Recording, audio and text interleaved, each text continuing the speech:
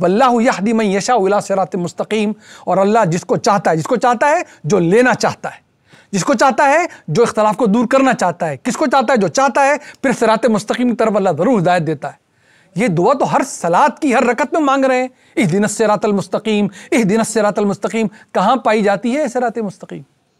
कहीं खोजनी है क्या, हमने ढूंढनी है क्या, किसी से पूछना है क्या? ये कुरान ही तो है। ये कबूलियत फातिहा है जो कुरान की सूरत में हमारे सामने मौजूद है। ये सबक बार बार दोहराते हैं हर सलात में।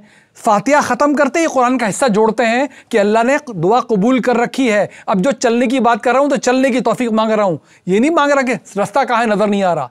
अगर हमें रास्ता नज़र नहीं आ रहा तो जो कुरान पे ईमान नहीं रखते उनको कौन सा रास्ता नज़र आने वाला है?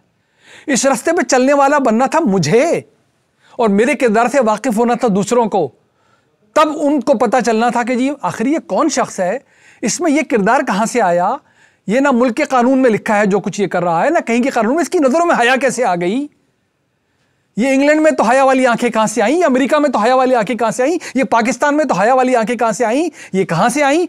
क्या पढ़ता है ये? किसका पैरो है ये? तब जाके उन्होंने कुरान से मुतारिफ होना था और हमारे नबी सल्लल्लाहु अलैहि वसल्लम से मुतारिफ होना था और उनका तारुफ कराने वाला बनना था हम में से हर एक को। तब ये था करने का काम।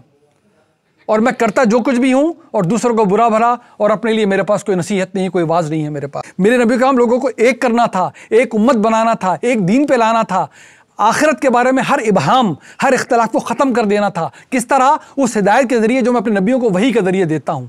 इस वही के ज़रिए दिए गए इल्म के ऊपर पूरी दुनिया के सारे इंसान जमा हो जाएं और वो सब के सब आलिम फाजिल बन जाएं। वो सिर्फ किताबें लिखा करें, एक लफ्ज़ इस कुरान से ऊपर नहीं जा सकता, एक लफ्ज़ इस कुरान से ऊपर नहीं जा सकता। ये वही के ज़रिए दिया गया इल्म है। मैं पूरी अपनी ज़ाती दियानतदारी और तालिब इल्म होने के बता रहा हूँ, किसी रिवायत, किसी हदीस का एक लफ्ज़ भी कुरान से ऊपर नहीं जा सकता। ये हम मानते तो हैं, लेकिन इल्मी तौर पे क्या बरूए कार भी लाते हैं इस बात को। और अगर कुरान फहमी में कोई हमारी कजी रह भी जाती है तो उसको कमी करने की कोशिश करते हैं, या कोई भी हिकायत, कोई भी रिवायत, कोई भी किस्सा, कोई भी कहानी, किसी की सुनाई भी कोई बात आसानी से कुरान से ऊपर निकल जाती है। कुरान में जो दिल चाहे लिखा रह जाता है और हम कहते हैं हाँ कुरान में लिखा होगा, लेकिन ये लेकिन बहुत छोटी शक्ल में यहूद के पास भी है और बहुत छोटी शक्ल में नसारा के पास भी है। जिसका उनसे वास्ता पड़ा हो कभी वो जान ले। मैं बहुत माजरत के साथ अर्ज़ करता हूँ, बहुत ज़िंदगी उनके साथ गुजारी है मैंने, काबिल ईसाइयों के साथ।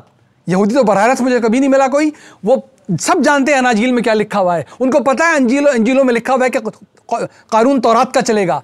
जब उनसे पूछते हैं कि फिर ये करते क्यों नहीं हो, तो कहते हैं लेकिन।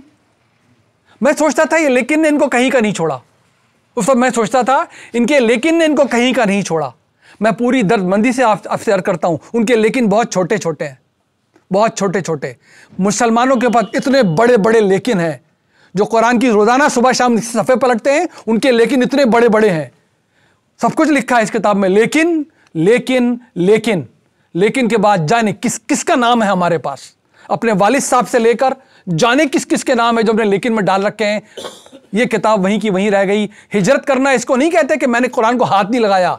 हिजरत करने में ये पूरा शामिल है कि मैं सुबह शाम सफ़े तो पलटता था इसकी मैंने मान के नहीं दी, इसको मैंने हकम बना के नहीं दिया। अपना हुक्मरानी मैंने और ही तरह जारी रखवाई जिससे रखवानी थी जारी।